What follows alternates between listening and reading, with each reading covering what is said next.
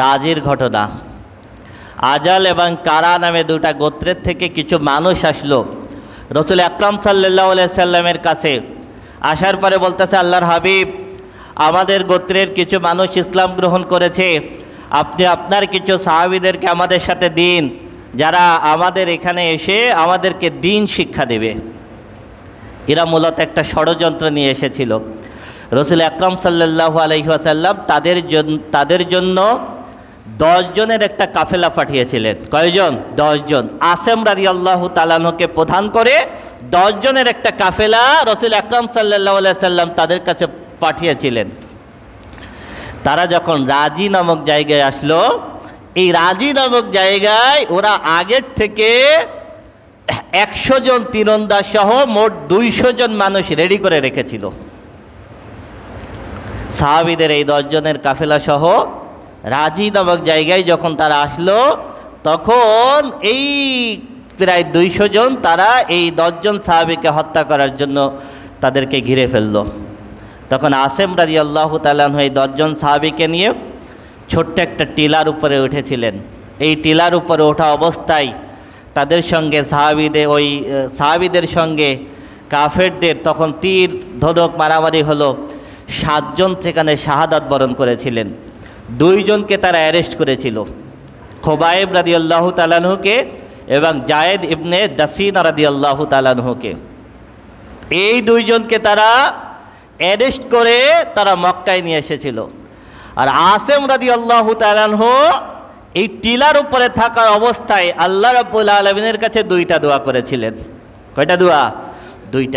2টা দোয়াই আল্লাহ রাব্বুল আলামিন কবুল করেছিলেন। 1, আল্লাহ, আমরা এখানে বিপদে পড়েছি, আমাদের সঙ্গে ষড়যন্ত্র করা হয়েছে, আমাদেরকে ঘিরে ফেলা হয়েছে, আল্লাহ তুমি সংবাদটা তোমার হাবিবের কানে পৌঁছায় দাও। আল্লাহ রাব্বুল আলামিন সাথে সাথে জিবরিল আলাইহিস সালাতু ওয়াসসালামকে পাঠালেন। জিবরিল আলাইহিস সালাতু ওয়াসসালাম রাসূল আকরাম সাল্লাল্লাহু আলাইহি সাল্লামকে এসে সংবাদ জানাই দিলেন। দ্বিতীয় দোয়া করেছিলেন, আল্লাহ, আমি এখানে শহীদ হয়ে যাব, কিন্তু তোমার দরবারে ফরিয়াদ, আমার মৃত্যুর পরেও কোনো কাফের মুশরিক যেন আমার লাশ স্পর্শ করতে না পারে।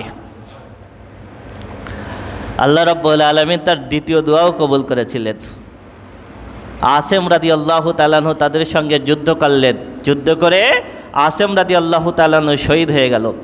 আসেম রাদিয়াল্লাহু তাআলা আনহু শহীদ হয়ে যাওয়ার পর মুনাফিকরা যখন আসেম রাদিয়াল্লাহু তাআলা আনহুর লাশ যখন স্পর্শ করতে আসলো, কাফেররা, আল্লাহ রাব্বুল আলামিন ঝাঁকে ঝাঁকে ভীমরুল পাঠিয়েছিলেন।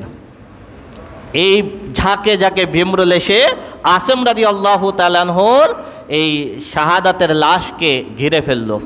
ঘিরে ফেলার কারণে কোনো কাফের মুশরিক আসেম রাদিয়াল্লাহু তাআলা আনহুর কাছে আসতে পারে নাই। দীর্ঘক্ষণ ধরে চেষ্টা করার পর যখন লাশ দিতে পারে নাই, তখন ওরা চিন্তা করলো সন্ধ্যার সময় যখন অন্ধকার হবে তখন ভীমরুলগুলো চলে যাবে, তখন এসে আমরা লাশ নিয়ে যাব। ঠিক সন্ধ্যার সময় আল্লাহ রাব্বুল আলামিন একটা বন্যা দিলেন। এই বন্যায় আসেম রাদিয়াল্লাহু তাআলা আনহুর লাশ ভেসে কোথায় চলে গেল কোনো কাফের মুশরিক কোনোদিন খুঁজে পায় নাই। সুবহানাল্লাহ, সুবহানাল্লাহ। আর বাকি 2 জনকে ওরা মক্কায় ধরে নিয়ে এসেছিল। এক, জায়েদ ইবনে দাসিনা রাদিয়াল্লাহু তাআলা আনহু। জায়েদ ইবনে দাসিনা রাদিয়াল্লাহু তাআলা আনহুকে বদর প্রান্তরে জায়েদ ইবনে দাসিনা রাদিয়াল্লাহু তাআলা আনহু উমাই ইবনে খলফকে হত্যা করেছিলেন। এই জন্য ওরা উমাই ইবনে খলফের সন্তানদের কাছে জায়েদ ইবনে দাসিনাকে বিক্রি করে দিল। আর হারেস ইবনে আমেরকে হত্যা ছিলেন খোবাইব রাদিয়াল্লাহু তাআলা আনহু। তো ওরা খোবাইব রাদিয়াল্লাহু তাআলা আনহুকে হারেস ইবনে আমেরের সন্তানদের কাছে বিক্রি করে দিল। এরপরে মক্কায় নিয়ে আসার পরে জায়েদ ইবনে দাসিনা রাদিয়াল্লাহু তাআলা আনহুকে ওরা নিয়ে আসলো তানঈমে, যেখানে এখন মসজিদে আয়েশা।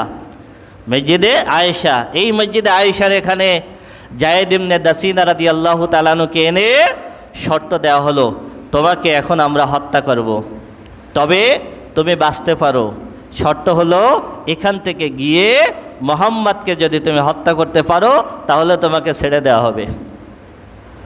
জায়েদ ইবনে দাসিনা রাদিয়াল্লাহু তাআলা আনহু বললেন, আরে বোকা, আমাকে যদি ছেড়ে দেওয়া হয় মুহাম্মদ সাল্লাল্লাহু আলাইহি সাল্লামকে হত্যা করা তো দূরের কথা, আমার জীবনের আমার শরীরের এক বিন্দু রক্ত থাকা পর্যন্ত আমি রাসূল আকরাম সাল্লাল্লাহু আলাইহি সাল্লামের শরীরে একটা কাঁটার আঘাতও লাগতে দেব না। তার মানে নিজের জীবনের থেকে বেশি ভালোবাসতেন কাকে? মুহাম্মদ রাসূলুল্লাহ সাল্লাল্লাহু আলাইহি ওয়াসাল্লামকে। ওরা যায়েদ ইবনে দাসিদা রাদিয়াল্লাহু তাআলা আনহুকে শহীদ করে ফেললো। খোবায়েব রাদিয়াল্লাহু তাআলা আনহুকে ওরা অনেক দিন বন্দি করে রেখেছিল। খোবায়েব রাদিয়াল্লাহু তাআলা আনহুকে যেই ঘরের ভিতরে বন্দি করে রাখা হয়েছিল, ওরা খোবায়েব রাদিয়াল্লাহু তাআলা আনহুকে খাবার দিত না। আল্লাহ রাব্বুল আলামিন ওই বন্দি ঘরের ভিতরে আসমান থেকে আঙ্গুর নাজিল করতেন, সুবহানাল্লাহ, বিভিন্ন ধরনের ফল নাজিল করতেন। খোবায়েব রাদিয়াল্লাহু তাআলা আনহু ওই বন্দি অবস্থায় আসমানি খাবার খেতেন। এরপরে ওরা সিদ্ধান্ত নিল খোবায়েব রাদিয়াল্লাহু তাআলা আনহুকে শুলে চড়াবেন। এরপরে ওরা খোবায়েব রাদিয়াল্লাহু তাআলা আনহুকে শুলে চড়ালো। খোবায়েব রাদিয়াল্লাহু তাআলা আনহুকে শুলে চড়ানোর আগে খোবায়েব রাদিয়াল্লাহু তাআলা আনহু বলেছিলেন যে আমাকে 2 রাকাত নামাজ পড়তে দাও। খোবায়েব রাদিয়াল্লাহু তাআলা আনহু 2 রাকাত নামাজ পড়ার সুযোগ ওরা দিয়েছিল। খোবায়েব রাদিয়াল্লাহু তাআলা আনহু 2 রাকাত নামাজ শেষ করলেন, একটু দ্রুতই শেষ করলেন। করার পরে বললেন, আমি দ্রুত নামাজ পড়লাম এই কারণে তোমরা ভাবতে পারো যে আমি শহীদ হওয়ার ভয়ে সালাতে দেরি করতেছি। আমরা মুসলমানরা শাহাদাতকে অনেক বেশি পছন্দ করি, সুবহানাল্লাহ সুবহানাল্লাহ। খোবায়েব রাদিয়াল্লাহু তাআলা আনহুকে ওরা শুলে চড়ালো। ওদের একটা সিস্টেম ছিল, তখন ওরা কোনো মুসলমানকে শুলে চড়ালে 40 দিন পর্যন্ত শুলের উপরে ওরা রেখে দিত। তা খোবায়েব রাদিয়াল্লাহু তাআলা আনহুকে 40 দিন রেখে দিয়ে একটা বাহিনী দিয়ে খোবায়েব রাদিয়াল্লাহু তাআলা আনহুকে পাহারা দিত। রাসূল আকরাম সাল্লাল্লাহু আলাইহি সাল্লাম মদিনার থেকে জুবাইর রাদিয়াল্লাহু তাআলা আনহু এবং মিকদাদ রাদিয়াল্লাহু তাআলা আনহু এই দুইজনকে 2টা ঘোড়া দিয়ে রাসূল আকরাম সাল্লাল্লাহু আলাইহি সাল্লাম বললেন, যাও খোবায়েবের লাশ নিয়ে আসো। দুইজন সাহাবী আসলেন, প্রায় 40 দিন হয়ে গেছে, আল্লাহর রহমতে লাশ পচে নাই, ওই অবস্থায় শুলের উপরে। দুইজন সাহাবী খুঁজতেছেন কিভাবে লাশ এইখান থেকে নামায় নিয়ে যায়। শত্রুরা পাহারা দিচ্ছে।